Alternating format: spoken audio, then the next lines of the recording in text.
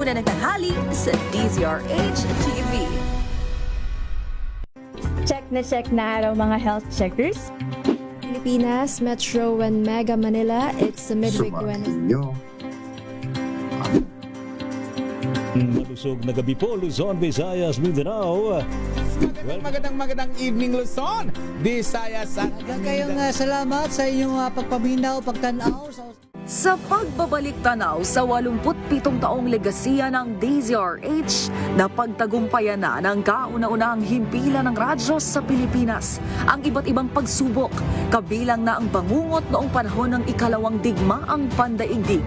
Impormasyong naihatid ng himpilang KZRH ang siyang naging kaagapay ng mga Pilipino at nakasama hanggang sa nakamit ang kalayaan. At nang muling mapas sa kamay ng mga Pilipino ang kasarinlan, nagbukas din ang panibagong yugto para sa himpilan.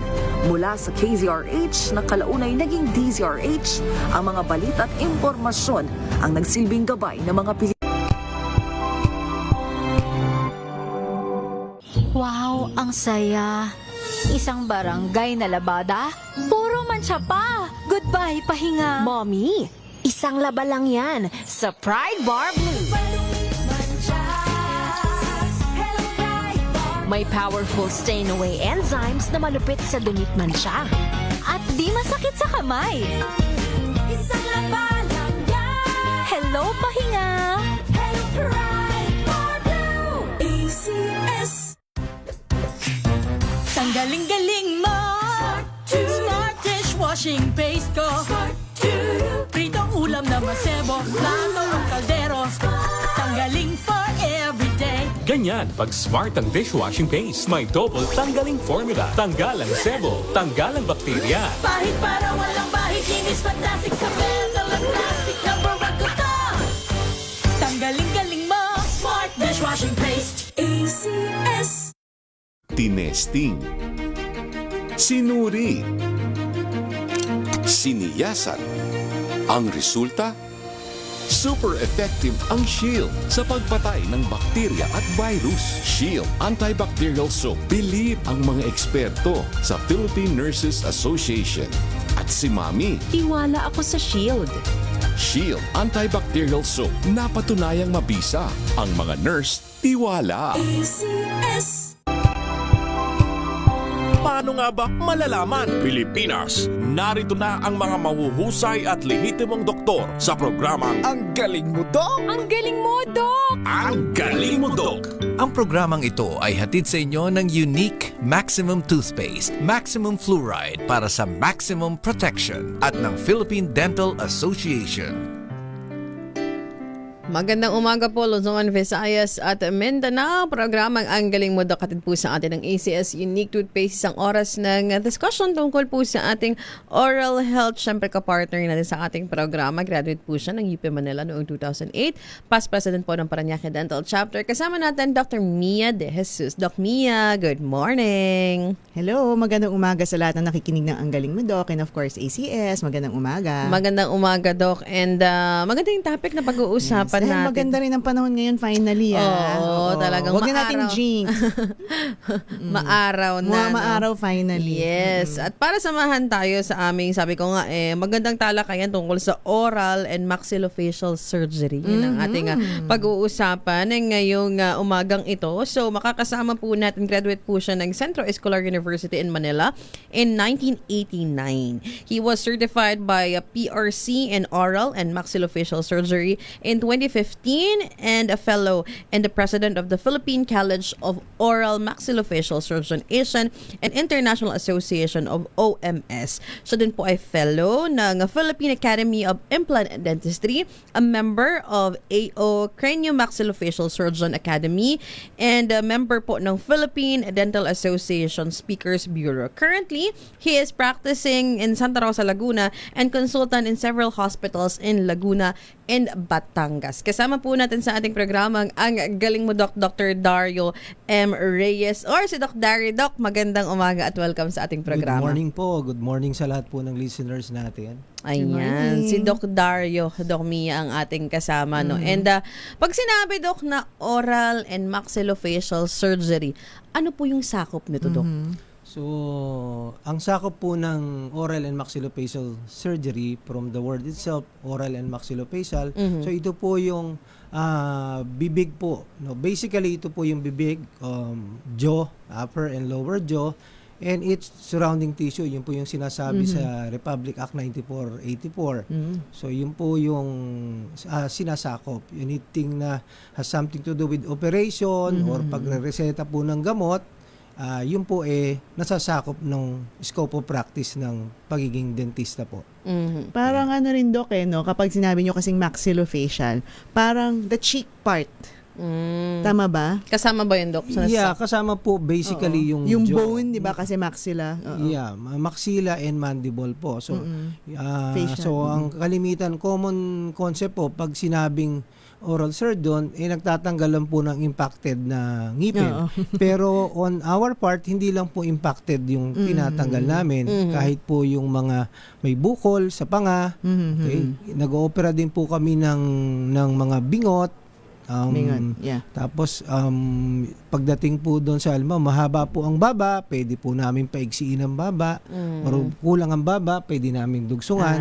Yan po parte, mas extensive kasi yung training ng isang oral maxillofacial surgeon compare po sa oral surgeon at sa general dentist po. Yeah, definitely, Doc. Kasi yun actually yung kasunod nating talong, Doc Mia. Kasi yung mga general dentist ba, Doc, pwede bang gawin yung ginagawa nyo? Hindi po lahat pwede nilang gawin kasi ang tinitingnan po dito ay yung pong kakayanan ng isang dentista. Ano po ba ang training niya?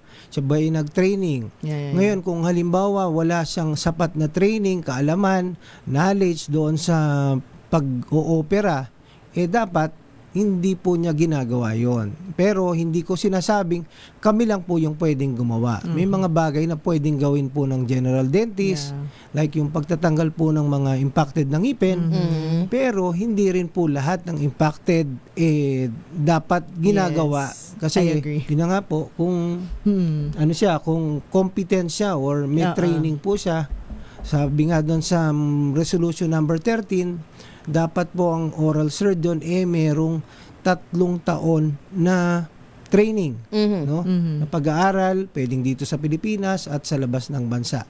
Yun po yung minimum requirements po sa oral surgery. Now, as far as sa amin naman po, 4 na taon po yung residency program para po maging oral maxillofacial. Sobra specialized nun, no? Pero Doc Mia, ako curious lang, sabi nga pag impacted, pwede naman yung mga general dentist, pero there are certain circumstances na. Definitely. So to what point, Doc Mia, anong klaseng mga cases yun na talagang kailangan yun ng i-refer sa oral and maxillofacial surgeons? Parang at the end of the day, nasa capacity ng dentist and nasa machines na available sa kanya. Like for example ako, pag nakita ko na sobrang lalim ng ngipin, kasi syempre, kumbaga, yung ngipin, ihatiin natin yan sa 3. Kasama yung roots kasama yung nakabaon dun sa bone. So kunyari, umabot na yan sa kalahati na nakabaon na yung ngipin, na nasa loob na ng buto, hindi ko na gagawin yan I-refer ko na siya sa aking oral and maxillofacial surgeon. So, yung mga ganong klase, hindi ko na gagawin. Actually, there are dentists who can actually, yung mga impacted canines, yung mga, uso rin yun yung mga pangil sa taas, iba pa minsan, hindi lumalabas na maayos. May mga dentistang nag-training sa PGH, ng 6 months, ganon, na kayang gawin yun. Pero personally, alam kong ayoko na i-complicate din ang aking life. Kaya yung mga ganong cases, nire-refer ko na rin sa mga oro-maxillofacial surgeons. Doc Dari, sabi mo nga may intensive training, di ba? Na talagang ina-undergo para maging oral maxillofacial surgeon. So bakit, Doc, ito yung specialize mo? Sa dami-dami ng kumbaga specialization under dentistry. Bakit ito yung gusto mo, Doc? Actually, sa totoo lang, hindi ko po gusto mag-surgery. Yan po yung, nung nag-aaral ako, I remember, yan po yung isang kinakatakutan ko sa lahat. Ganun talaga, no? Diba? Ayaw ko magbunot ng molar, ng pangil, dahil mahirap po. And then, naisip ko, year 2003, doon ko naisip na kailangan siguro mag-training ako kasi kailangan ma-develop yung weakness ko. Yeah. So yun yung. So from 2003, so nag-training po ako sa yun yung first training ng Philippine College of Oral and Maxillofacial Surgeon. Ako po yung isa sa first batch na nakatapos doon. Tinuloy-tuloy ko na po dahil nakita ko na ang gusto ko lang magtanggal lang ng impacted ng ipin Pero dumating sa punto na mas pala yung nakakatuwa lalo na pag nakatulong ka doon sa mga kasi hindi naman lahat ng araw may bayad yung ginagawa. May mga pagkakataon nagcha-charity ka rin. Pag napasaya kang tao, lalo na yung naalala ko cleft lip, no? Yeah. Sa kami, regular kaming napunta kasi sa Daet. Marami kaming inooperahan na bingot doon. So nakakataba ng puso pag nagpasalamat sa iyong magulang, umiiyak na dahil sa saya yung pag-iyak nila. Ayun.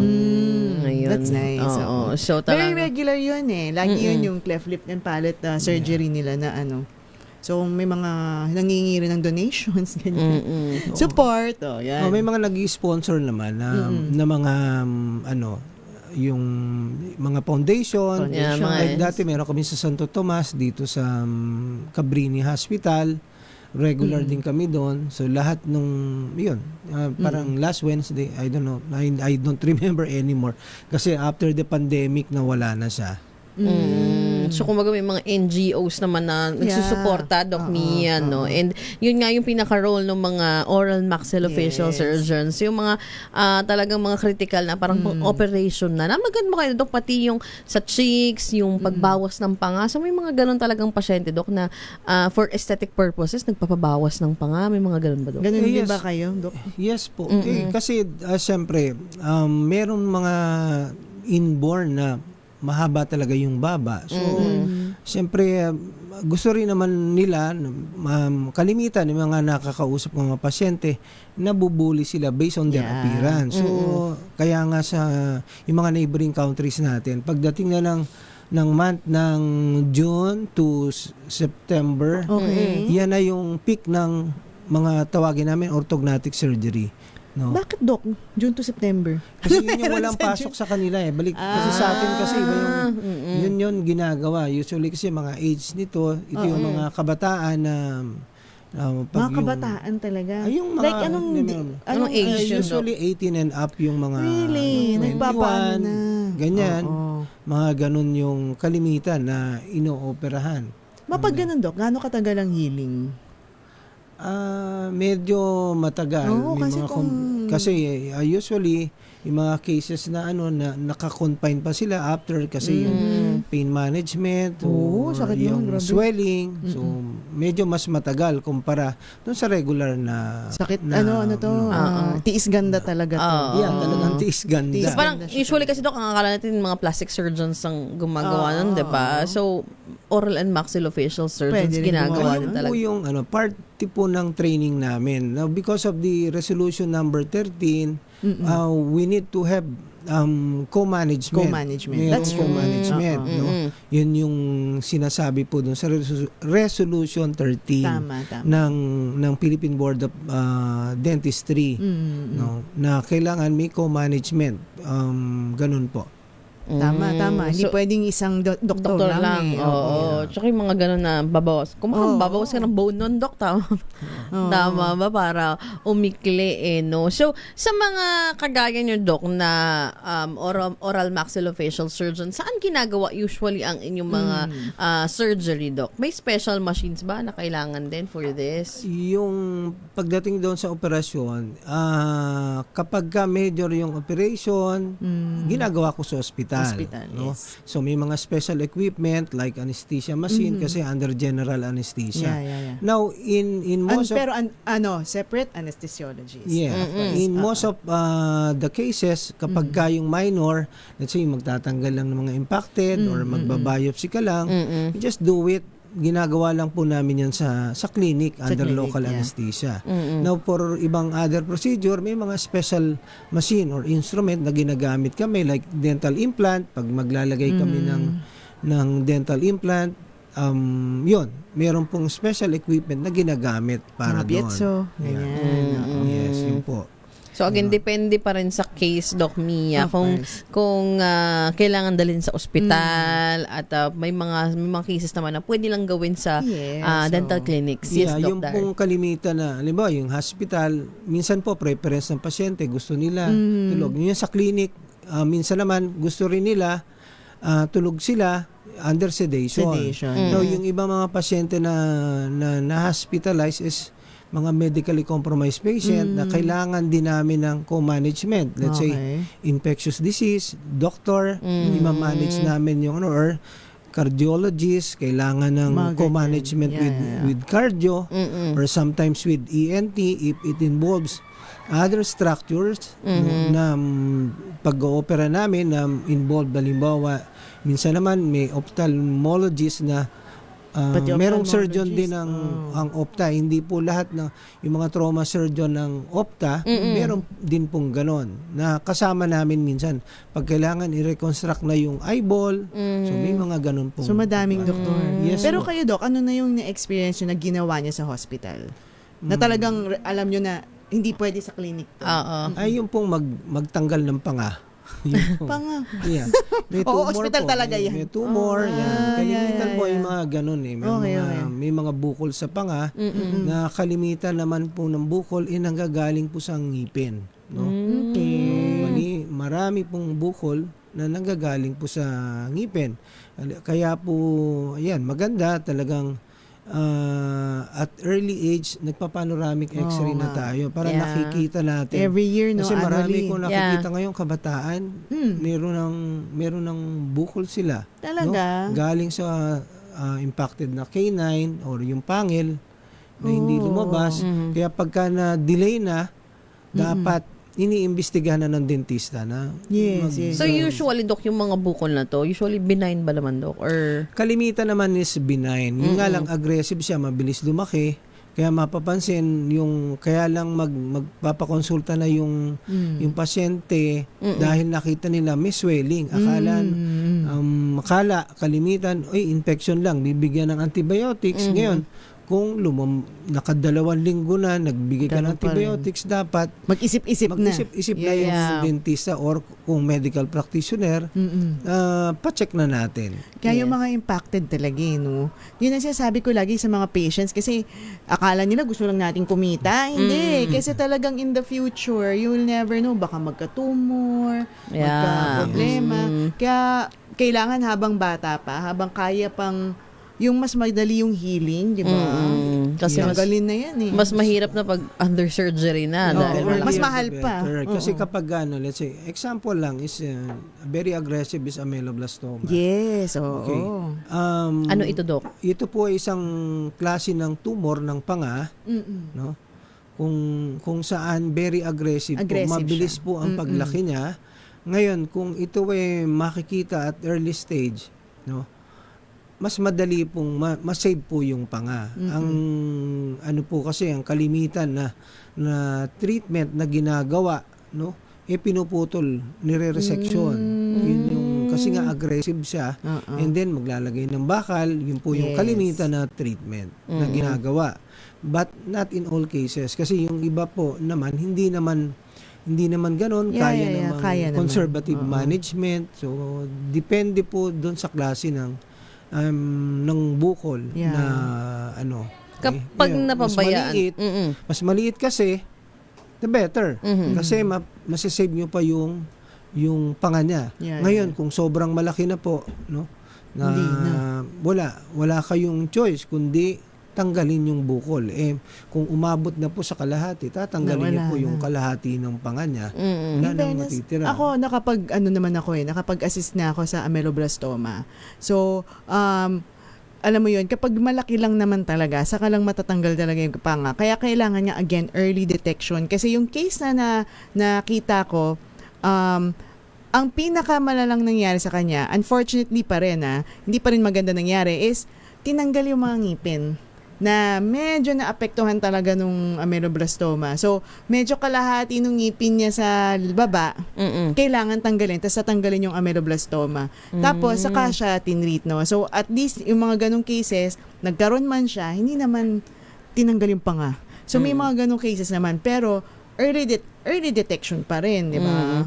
Speaking of early detection, Doc, so sa mga nakikinig sa atin, no, na pwede pala magkabukol sa panga dahil sa mga napabayaang ngipin. So, Doc, may mga early signs ba for them to see na baka nga may bukol ako aside sa nakakapa ba yun, Doc? Or kailangan talaga, sabi nga natin, mapa-x-ray?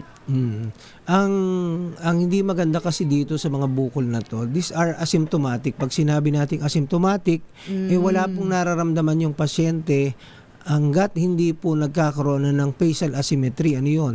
Yun po yung makita na, namamaga na po yung mukha ko. So, unang iisipin kalimitan po ng dentista o medical doctor, infection. Yun po yung mga, kaya nga sa akin, mas importante yung bumisita po sa dentista and then may regular na lalo na sa yung mga bata. Panoramic x-ray would be an option para po ma-detect natin. Yun lang yung pag nakita mo na, makita na nung dentista or minsan kasi hindi na naman nila nakikita kasi nga limited lang yung training nila kaya hindi nila napapansin. Akala nila infection, kalimitan, sabihin sa akin, Doc, may abscess po. Pagkita ko, hindi naman abscess. I'm talking about meron palang malaking radicular cyst na nanggagaling doon sa ngipin na bulok. Okay? So, ang basa niya, infection. Pero sa amin, yun nga, na pathology na yun. Oo. So, sa madaling salita, mas mainam po talaga na bumibisita kayo sa inyong mga dentista, huwag pabayaan yung inyong mga ngipin, para kumbaga makita kung sakaling may mga bukol, at huwag magkaroon din ng mga ganitong klaseng mga infection na na-mention ni Doc, no? 21 minutes makalipas po ang alas 11 ng umaga. Babalikan po natin itong ating talakayan, hatid po sa atin ng ACS Unique Toothpaste. This time check is brought to you by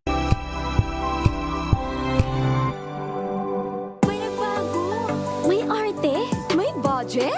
Akala nyo lang yon. So solid, White Rose Papaya, wow, White Rose. White Rose Papaya, wow, White Rose. White Rose Papaya. May glow up with White Rose Papaya. White Rose Papaya. May puti power times 2 kasi may papaya at niacinamide. May shea butter and tea tree oil pa. Kutis sulit ang glow up. Glow up with White Rose Papaya. White Rose Papaya. Kutis sulit ang glow up. ACS.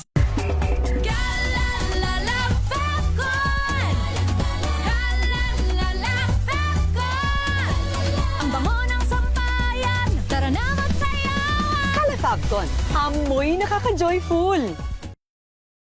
Hola a todos! Saludos de Madrid, España. Ako nga pala si Hilal Baracin, 45 years old, isang negosyante at ito ang aking kwentong MX3. Iba yung trabaho namin as overseas Filipino workers dito sa Europa. Doon pumapasok yung benefits ng paggamit ng MX3. Ang MX3 capsule na to ay gawang Pilipino, nakaka-proud. Mabibili niyo to dito sa Madrid. Arriba MX3! Dito ako bilib! Mahalagang paalala, ang MX3 capsule ay hindi gamot at hindi dapat gamitin panggamot sa anumang uri ng sakit.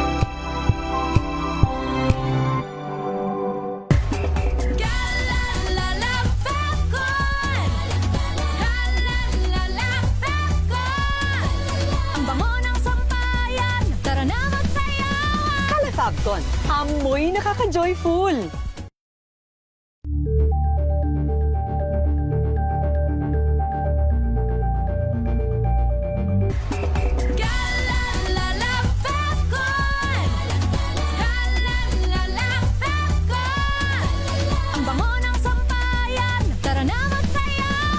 Fabcon, amoy nakaka-joyful.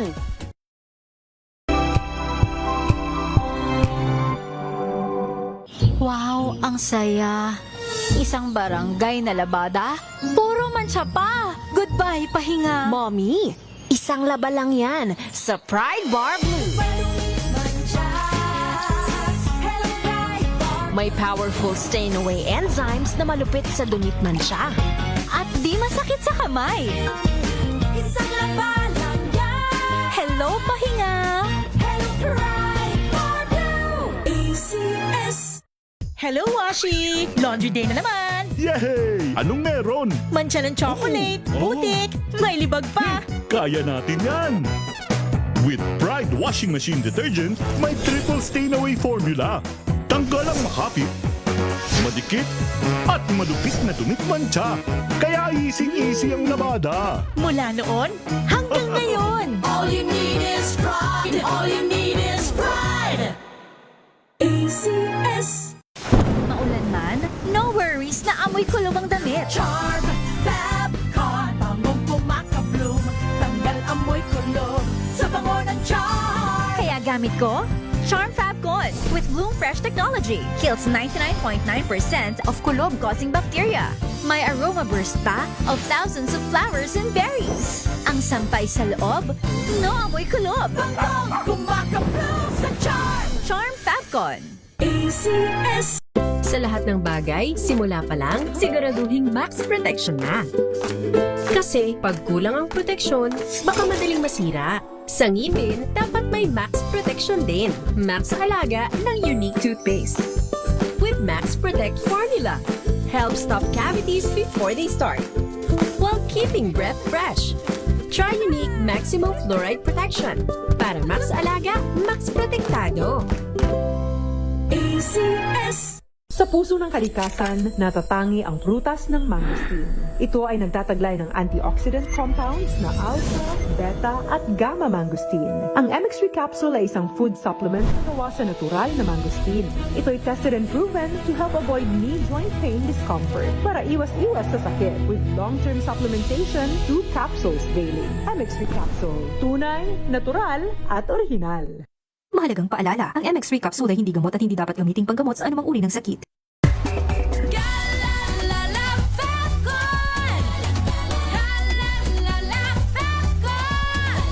Ang bango ng sampayan. Tara na magsayawan. Calefabcon, amoy nakaka-joyful! Kia ora, my name is Tyron Victa and I'm an operating theatre nurse here in Christchurch, New Zealand. The main thing that really moves me day by day is to be able to impact lives. Of course, it's the hand of the Lord. He uses MX3 to be able to do those things. I attribute it to, of course, the antioxidant factors of MX3. And of course, healthy diet and just keeping fit. MX3, dito ako believe. Mahalagang paalala, ang MX3 capsule ay hindi gamot at hindi dapat gamiting panggamot sa anumang uri ng sakit.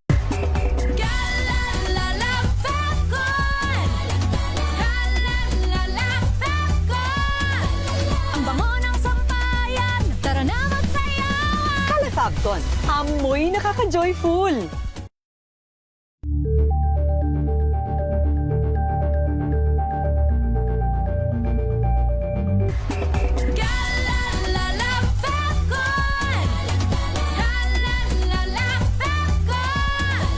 Ang bango ng sampayan. Tara na magsayawan. Calefabcon, amoy nakaka-joyful!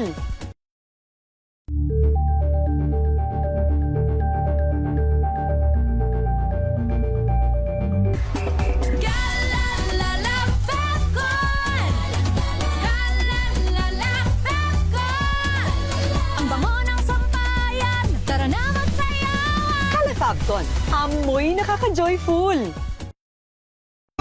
Unique Maximum Toothpaste, Maximum Fluoride para sa maximum protection at ng Philippine Dental Association. Tayo po ay nagbabalik sa ating programang Ang Galing Mo, Doc. Hatid pa rin po sa atin ng ACS Unique Toothpaste. Kasama pa rin po natin si Doc Dari, si Doc Mia. Pinag-uusapan ng oral and maxillofacial surgery. And Doc, para sa mga general dentist na nakikinig sa atin ngayon, no, may mga tips ka ba sa kanila, Doc, on when to refer? Ano ba ang mga dapat na signs na kailangan ko na i-refer to? Or when should they refer oral and maxillofacial surgeons na para sa kanilang mga pasyente? Okay, so for general dentist, ang marerekomenda ko lang, if it is yung beyond doon sa scope ng training mo, okay? Kasi hindi naman ibig sabihin nakalagay doon sa batas natin na pwede tayo mag-opera, pwede na nating gawin, no? Just like sa medical, hindi ibig sabihin pumasa sila ng medicine, pwede na sila mag-opera. Kaya may training. Ganon din po sa dentistry. Ngayon, kung halimbawa po hindi pa kayo nakakagawa nito at ang tanging baon nyo lang ay lakas ng loob, please lang po, ang isipin po natin parate, safety ng pasyente, hindi po yung safety ng bulsa. Joke lang po. Yun lang yung, yun parati kong sinasabi yung sa mga new dentist na, not only new dentist, even yung mga old dentist na rin, kapag po hindi na doon sa kapasidad ng training natin, wala tayong sapat na kaalaman, training, lalo na kung hindi mo kabisado yung anatomy, doon po nagkakaroon ng problema So, just like itong buwan po, I received mga naging problema galing po sa ibang dentista na nagtanggal ng wisdom tooth, nawala ng pakiramdaman dila, pati labi, merong mga ganong so kaya ang sa akin, yun, ang advice ko is i-assess po natin. I-assess natin yung case. Kung hindi po natin tingin po hindi natin kaya at wala kang experience, that's a time na humingi po tayo, hindi naman kabawasan po sa pagiging dentista natin kung magre-refer tayo. Actually, pa nga yun dagdag points. For me, yung alam mo kung kailan ka magre-refer.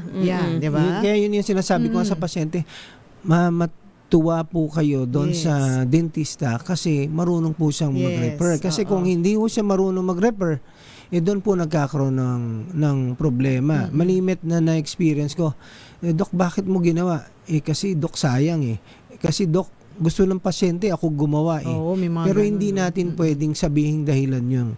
Kasi gusto ng pasyente, tayo gumawa. Kung hindi po tayo qualified na gawin yun,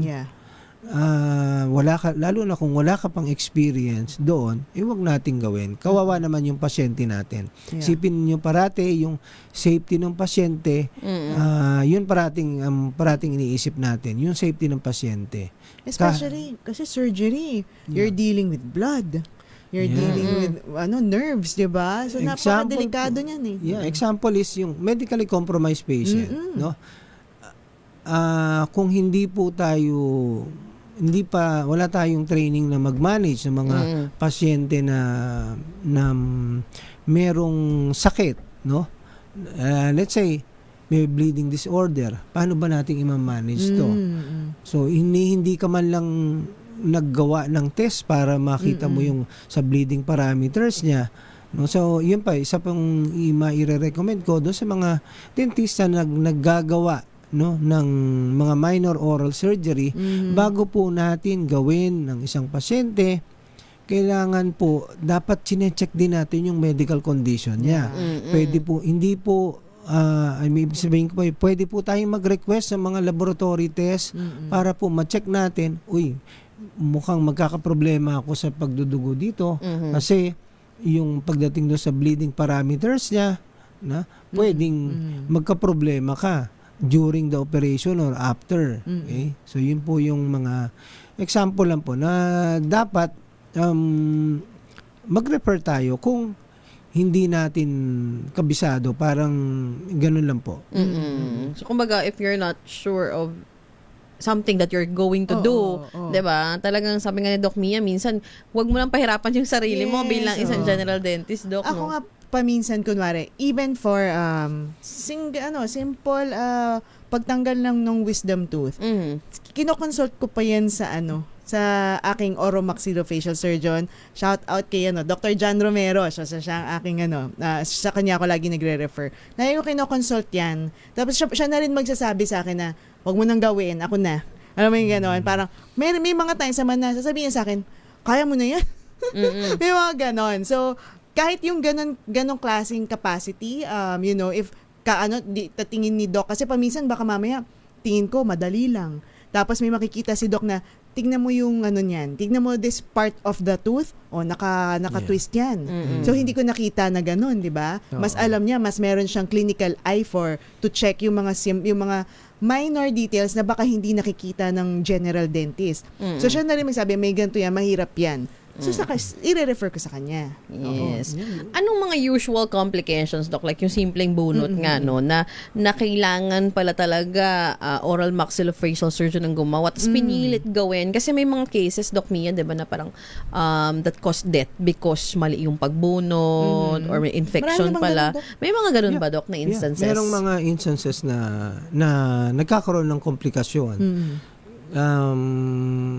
Hindi ko lang pwedeng i-discuss kasi may legal case yung ano. Pero nangyayari po, merong kasing dentista nagtanggal halimbawa ng ngipin. Tapos after that, kasi ginawa niya sa hospital, hindi na po nagising yung pasyente. Comatose siya. Okay? Meron naman binunutan na alam mo yung ngipin is pumasok sa sinus? No, sa lungs niya. Sa lungs? And that caused death of the patient. So may mga ganung kaso po na nangyayari. Although hindi naman hindi common. Baka mamaya matakot na. Hindi common yun. Hindi common. Ang common po kasi na nangyayari is yung nabutas yung sinus, pumasok yung ngipin doon sa sinus. Especially yung wisdom tooth kapag sabi nga ni Peterson, kapag hindi pa po, I quote yung sinabi ni Peterson, ito po ay author ng libro sa oral and maxillofacial surgery, kapag yung ugat ng ngipin, no, yung roots niya, wala pa pong at least 2/3, mataas po yung tsansa na 1/3 pa lang yung nadidevelop. Mataas po yung tsansa. Ito kasi yung based on statistics. Ito yung common po na pumapasok sa loob ng sinus. Yan po yung common na mga nagagawa kong complication. So usually mga bata to. Syempre kasi hindi pa develop. Usually mga 15, 16 na mga teenage years talaga. Yun nga, sabi ko nga, ang mayroon lang yung dentista, lakas lang ng loob. Ginawa niya na hindi niya na iniisip yung consequence gagawin niyang action doon sa pasyente. Or yun nga, Dok, yung sasabi ko sometimes akala mo madali. Pero pag pinakita mo sa oromaxillofacial surgeon, may ano to tingnan mo yung roots nito, hindi pa to develop. So gaganunin ka. So kailangan talaga may nag-a-advise sa iyo Yun po yung mga kalimitan. Minsan naman meron papasok yung ugat ng ngipin, pumunta sa may gawin ng tawag na yung submandibular space, pumunta doon, na-dislodge, mga ganon. Infection after the surgery or bleeding, yan, yung mga nag-bleeding ng profuse, hindi mo alam. Meron palang medical problem yung pasyente, may blood dyscrasias dahil hindi ka nga nagagawa ng test prior doon sa pagbubunot ng ngipin. So yun, nagkakaroon ng komplikasyon tuloy. You end up, patient is managed in the hospital. Punta pa tuloy sa ospital. Yes. Mas malaki paggastos. Yan lang po ay mga tips. Sabi ng Doc Mia, huwag kayong matakot sa mga general dentist. Marami rin naman talagang kaya nilang gawin. Pero sabi nga, reminder lang na kung hindi mo kaya bilang isang general dentist, you can always refer to oral and maxillofacial surgeon. Ayan, babalikan po natin itong ating discussion. 36 minutes na po, makalipas ang alas 11 ng umaga. Ang oras na yan ay hati.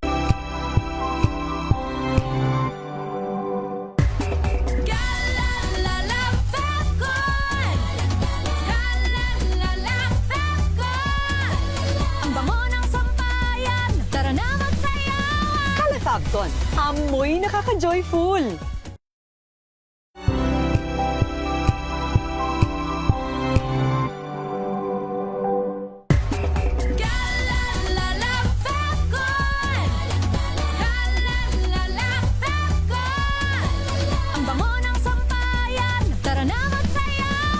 Calefabcon, amoy nakaka-joyful.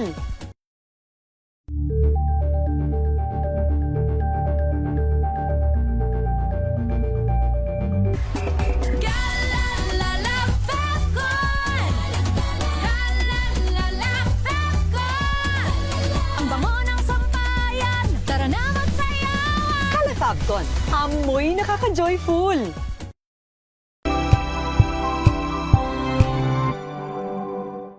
Maagang balitaan, maagang usapan sa mga issue at balita. Kasama si Kuya Angelo Palmones sa Magandang Umaga Pilipinas. Mula Lunes hanggang Biyernes.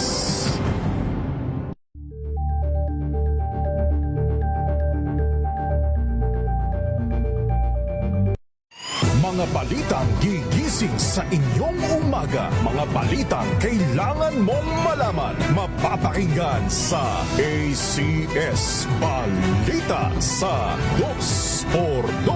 Kasama sina Anthony Taberna at Jerry Baha. Lunes hanggang Biyernes.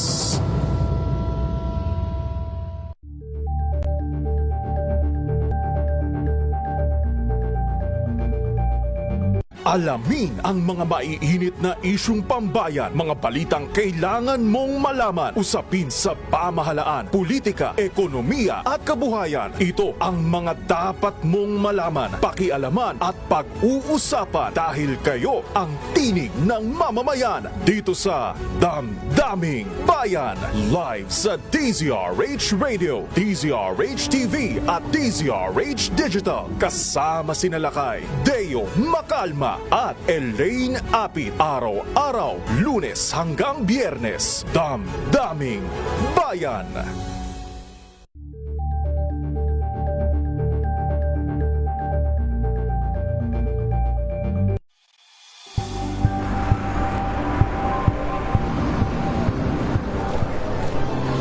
Ating mga eksperto. Dito lang sa Expert Opinion. Ito ang The Better News. TNVS. Trending and Isang kwento, iba't ibang anggulo. Dito sa Point. Bawat pananagutan ating tatalakayin dito sa Hoy. Bawal yan. Filipino, dito lang sa DZRH. Match up entertainment and lifestyle. Ito ang MBC TV Network News. Una sa Pilipinas, una sa Pilipino.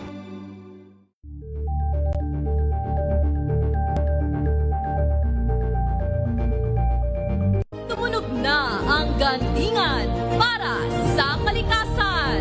Ang itinanghal bilang Best AM Radio Program Host ay si Cesar Chavez para sa special on Saturday ng DZRH.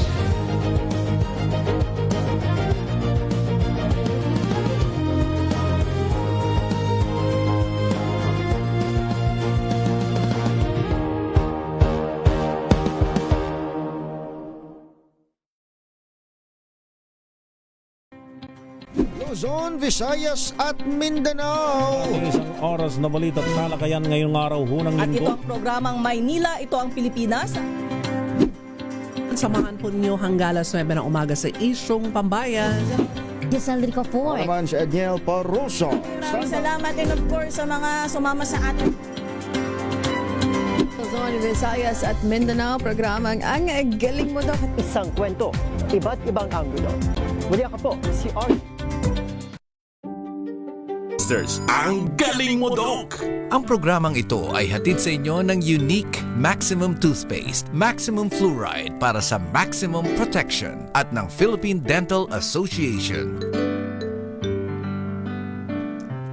Nagbabalik po tayo sa ating programang Ang Galing Mo Doc. Kasama pa rin po natin ng ACS Unique Toothpaste at ang ating talakayan Oral and Maxillofacial Surgery. Kasama po natin ang ating guest ngayong umaga, si Dr. Darry M. Reyes and of course si Doc Mia. At tuloy-tuloy yung ating talakayan tungkol dito sa ating topic ngayong umaga. Pero Doc, bakit ba may iilang mga pasyente na talagang hindi dapat basta-basta bunutan, na talagang dapat i-refer po sa inyong mga oral and maxillofacial surgeons?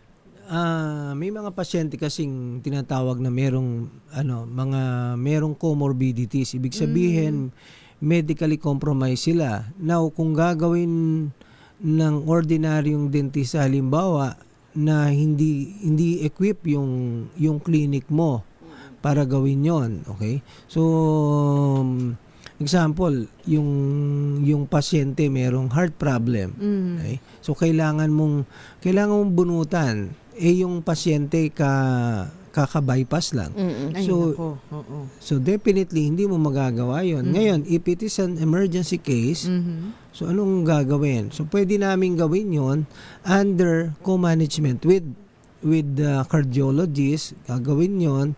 Pwedeng depende sa recommendation nila kung sabihin nila under sedation. Just like month ago, mayroong pasyente na tawag sa akin yung anesthesiologist ko. Sabi niya, Doc, meron tayong referral sa heart Galing, sabi ko mukhang toxic to. Yan, pag ganun, pati yung anes ko, tingin niya toxic. But anyway, hindi naman siya toxic kasi nga nagsisiguro lang din yung cardio niya kasi nga merong chest pain yung pasyente. So hindi lang yon, yung mga may mga halimbawa diabetes na kailangan mo gawin in the hospital because you are considering other complication and it needs an immediate treatment, so kinakailangan multi-specialty yung magmamanage sa kanya. So it will be done in the hospital setting kasi kung hindi, pwedeng magkaroon ng problema doon sa pasyente. So, pero Doc, hindi naman ibig sabihin din na kunyari nagbigay ng clearance yung cardio, automatic pwede agad gawin talaga. Yeah, hindi po naman, halimbawa po, kaya nga sabi, kapag ka binigyan ng clearance, okay na. Hindi po ganoon. Dapat, as a dentist, dapat po chinecheck pa rin natin yung, kasi ikaw pa rin yung captain of the ship eh. Pag ginawa mo yan, may nangyari doon sa pasyente, ikaw pa rin, pananagutan mo pa rin yun. Kasi kung nagkaroon ng complication doon sa nung time na ginawa mo, nag-shoot up yung blood pressure niya, dahil meron kang kapabayaan. Halimbawa, hindi mo na minomonitor yung kanyang vital sign nung ginagawa mo. No, kaya depende sa sitwasyon. So kaya importante pa rin yung hindi lang common na bigyan ng clearance is okay, no? Kailangan makita pa rin natin yung ano ba yung status ng pasyente nung gagawin na natin. And I guess for patients, no, sa mga pasyente naman, I guess kailangan kapag nagiging careful yung dentista nyo, paminsan kasi naiinip eh. Diba? Parang ano ba yan? Dami na mga requirements. May mga ganun eh. Pero at the end of the day, it's really for your own safety. Diba? Parang syempre, sometimes, kunyari, masakit na yung ngipin nyo pero hindi kayo pwede dahil may cardio problem, we can manage the pain naman for now. And then, fix the problem with your medical history, di ba? With the medical. Ito nga yung malimit biro ko doon sa mga pasyente. No? Kasi nga, pag lalo na yung mga diabetic, hindi naman ibig sabihin po, diabetic kayo, hindi kayo pwedeng bunutan. Kapag ka po controlled, wala pong problema eh. Ngayon, minsan meron nga ganun makukulit na pasyente. Sabihin, Dok, tatakot ka yata eh. Bakit ayaw mo akong bunutan? Dok, madali lang naman to eh. May gaganon. Maraming ganun talaga. Diba? Ngayon, ito naman yung sagot ko sa kanila pag gaganon. Para mapasunod natin yung pasyente, sabi ko, ma'am, ito po yan eh.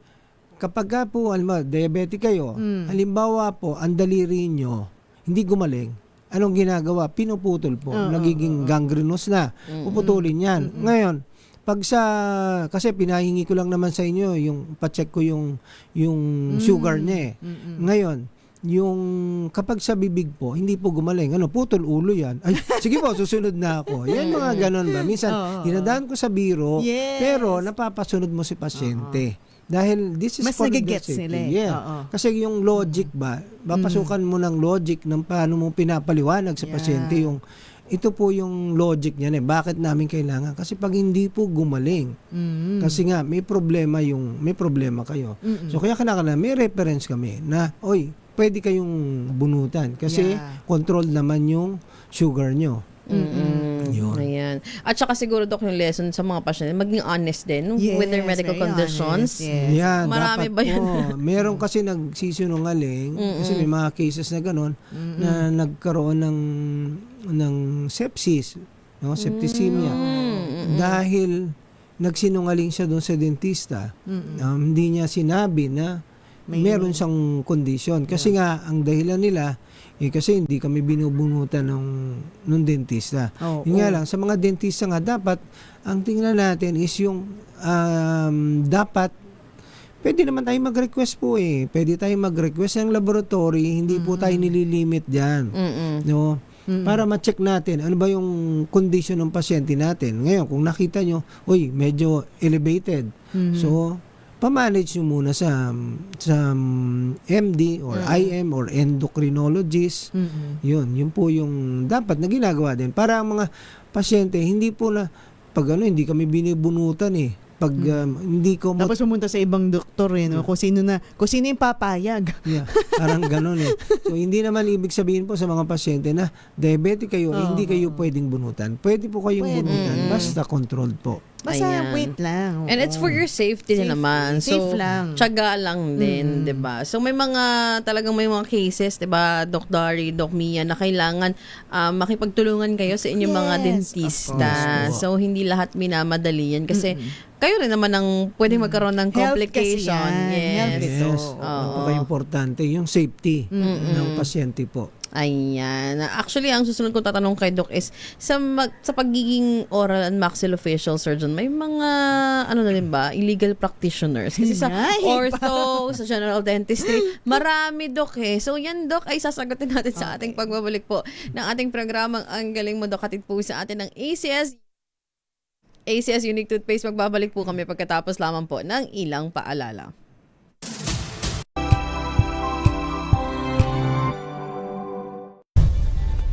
Nagsimula sa pangarap hanggang sa maabot ang tagumpay.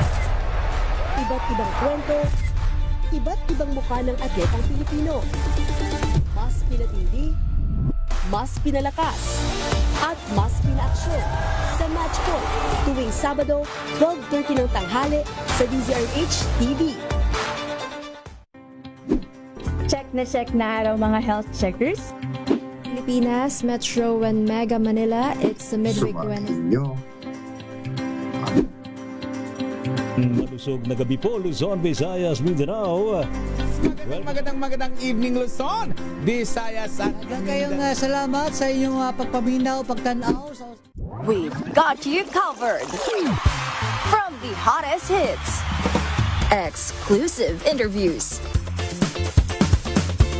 kilig to the bones fan meet experience, and hataw performances of your favorite stars. Saturdays, 12 noon, dito lang sa DZRH TV.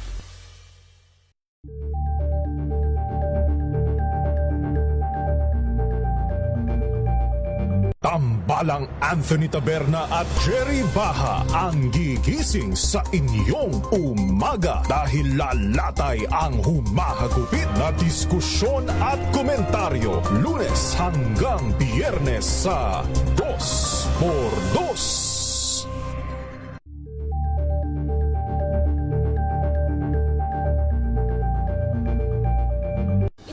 Ng naitalang 17 individual na ang kanilang naaresto. Ng Metro Manila Development Authority o MMDA ang No Contact Apprehension Policy o NCAP sa Metro. Mga friendly medical broadcasters, ang galing mo, Doc! Ang programang ito ay hatid sa inyo ng Unique Maximum Toothpaste, Maximum Fluoride para sa maximum protection at ng Philippine Dental Association.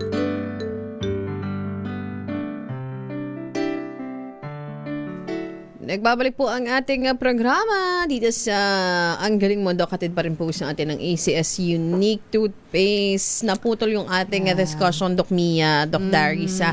May illegal practice pa rin ba pagdating sa oral and maxillofacial surgery, Doc Dari? Ang hirap na niya. Yung illegal parang mas nakakatakot.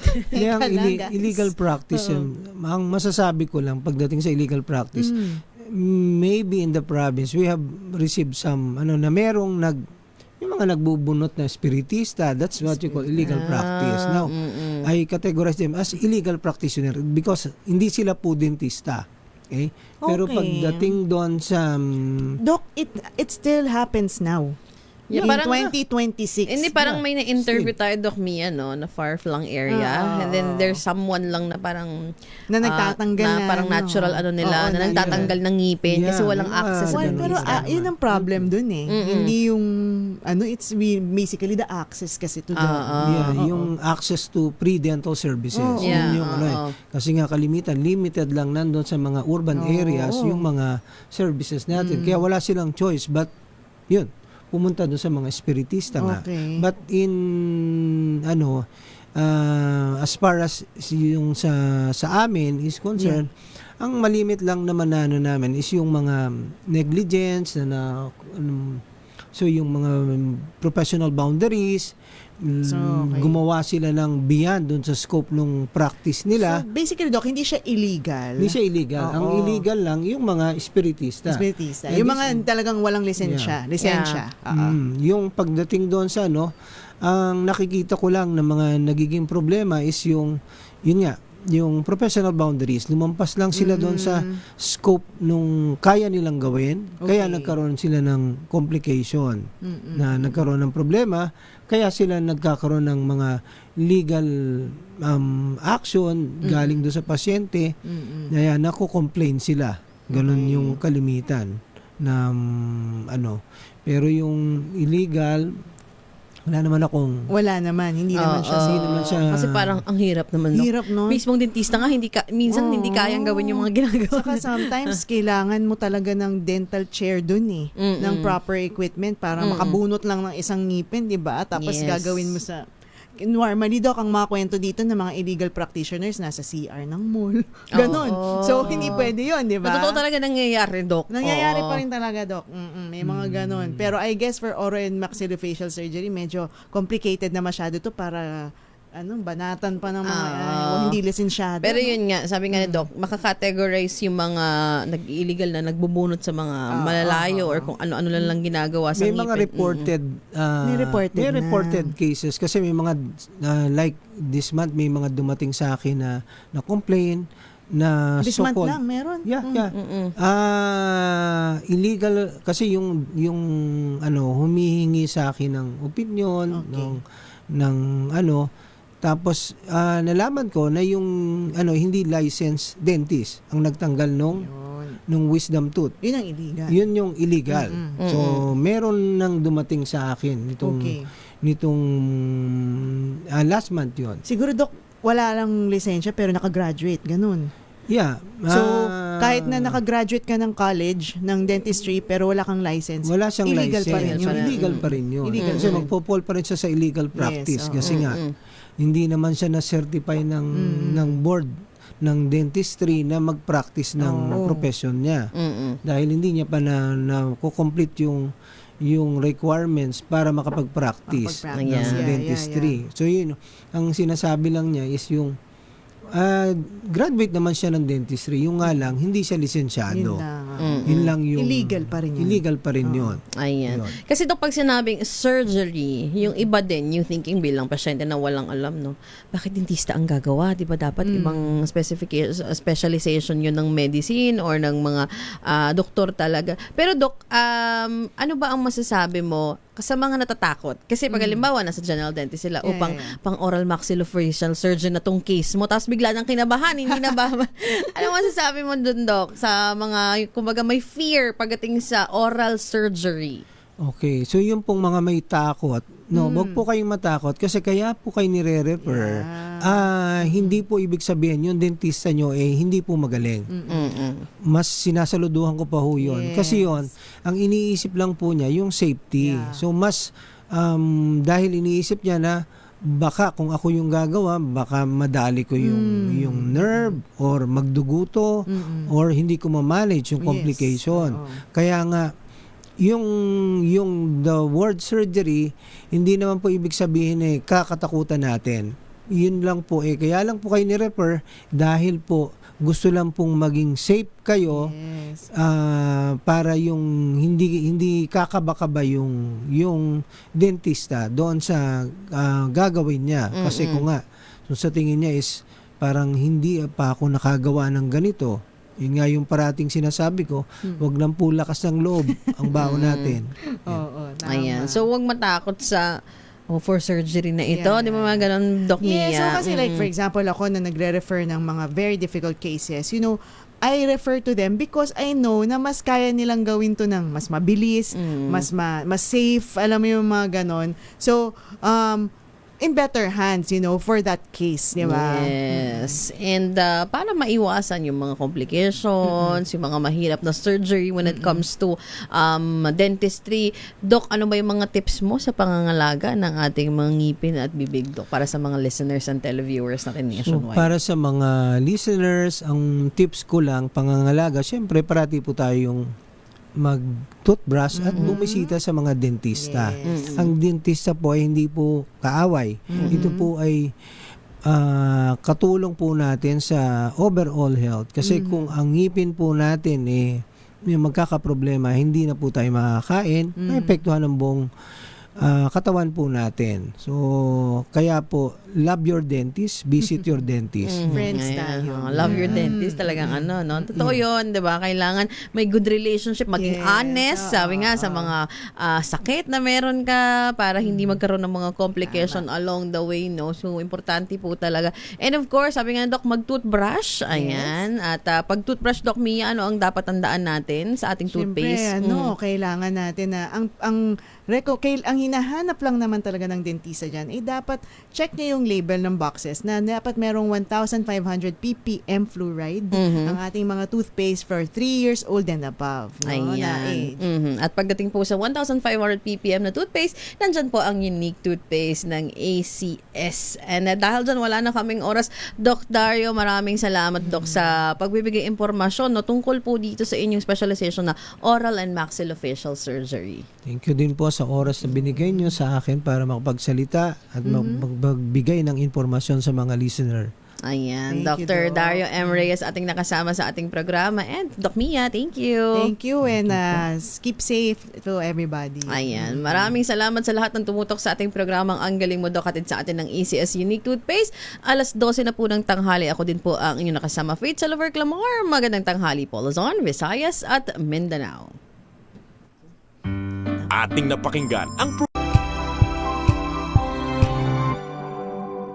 Tumunog na ang gandingan para sa